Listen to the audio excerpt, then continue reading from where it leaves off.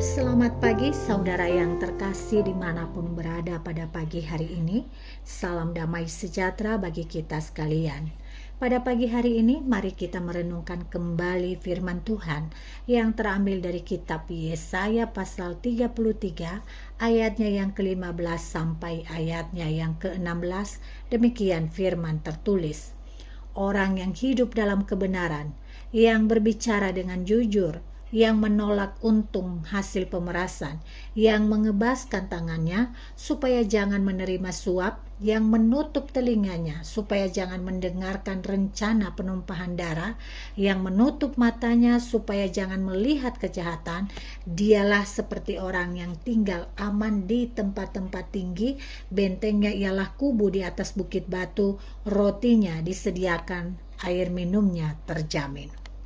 Saudara yang terkasih dalam Yesus Kristus, dalam gurauan yang diucapkan oleh Abdurrahman Wahid alias Gus Dur, Presiden keempat RI, mengungkapkan bahwa hanya ada 3 polisi jujur di negara Indonesia ini, yaitu polisi tidur, patung polisi, dan polisi Hugeng. Hugeng dikenal sebagai polisi yang memiliki keberanian dan kejujuran. Ia tidak mau menerima suap sepeser pun, dan dia tidak melakukan kejahatan yang merugikan orang lain sehingga ia terselamatkan dan tidak terlibat dalam suatu kasus apapun. Saudaraku yang terkasih dalam Yesus Kristus, pada bacaan kita hari ini, Nabi Yesaya menggambarkan orang-orang yang akan lolos dari api hukuman Tuhan, yakni mereka yang dapat menjalani kehidupan dengan saleh, rendah hati, dan benar di hadapan Tuhan. Orang yang saleh ini digambarkan oleh Yesaya sebagai orang yang mematuhi tuntutan-tuntutan kebenaran hukum Allah, berbicara dengan tulus hati tanpa penipuan, menolak mencari uang dengan cara tidak adil, menolak untuk terlibat dalam tindakan-tindakan kejahatan, menolak untuk menyenangi kejahatan atau bergembira dengan kejahatan terhadap orang lain. Orang yang hidup saleh dan benar ini diibaratkan sebagai orang yang tinggal di tempat yang aman, di tempat yang tinggi, yang bentengnya di atas bukit batu.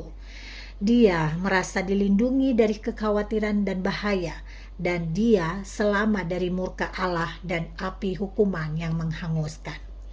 Saudara yang terkasih, pada saat ini di tengah situasi kehidupan berbangsa Indonesia, situasi ekonomi dalam skala nasional, kita tahu semua berada dalam keadaan yang sulit.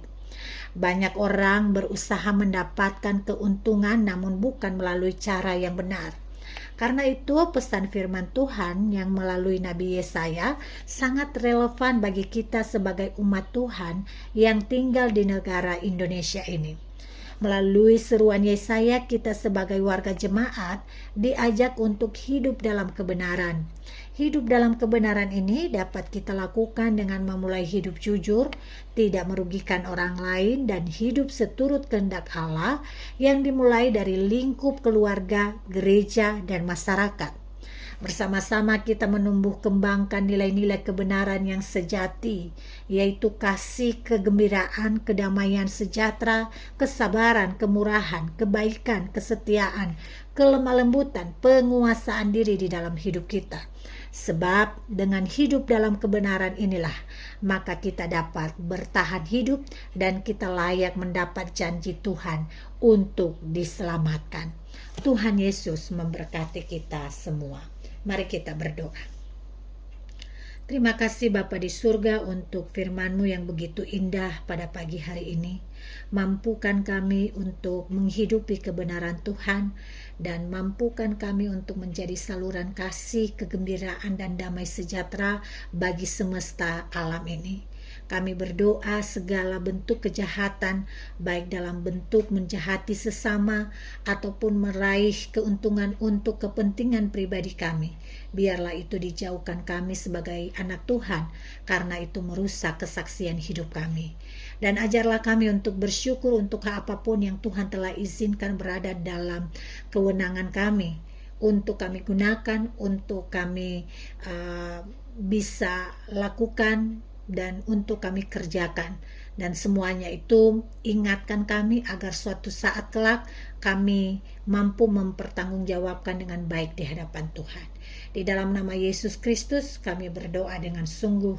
Amin.